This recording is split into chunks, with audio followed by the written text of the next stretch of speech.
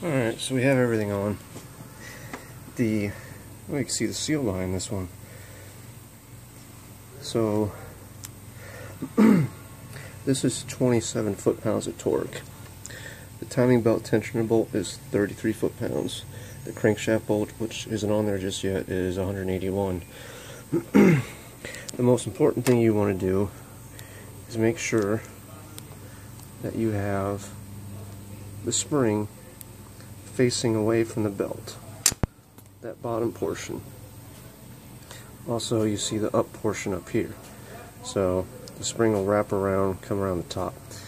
And the best way to install this thing is to put it at the top first, where I had my marks, but I've turned this thing 4 times, so it's not going to be that way. I use these, and these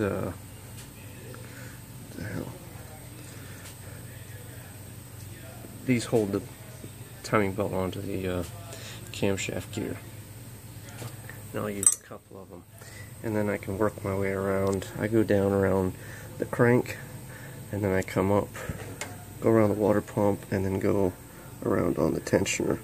I leave the spring off on this side, and it's a timing belt tensioner bolt is mounted.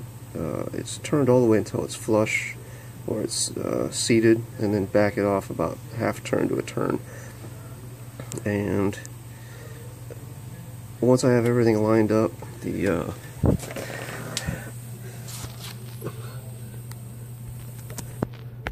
can see, maybe you can see,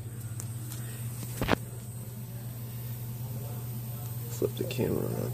There, you can see it right there. The line, come on, there it is. You can see that little arrow, and then the line on the crankshaft. Gear, sprocket, those have to be aligned. That's top dead center. And 2 rotations, that's my finger, sorry.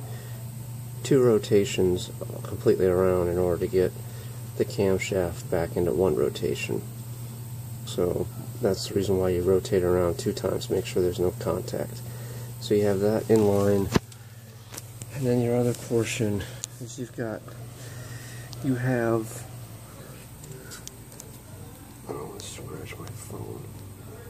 You've got lines on the cam gear. And those have to be in line with the top of the cylinder head. So there'll be a line that goes through here, and then this back portion, and then the top of the head.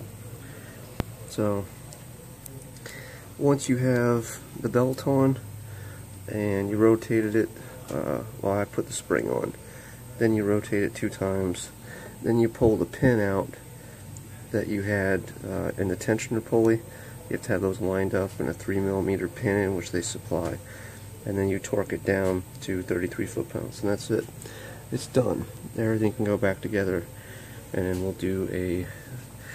tighten up all the belts, and we're going to have to retighten them again later because they're going to stretch. Valve cover gasket, and then we'll start taking the transmission off.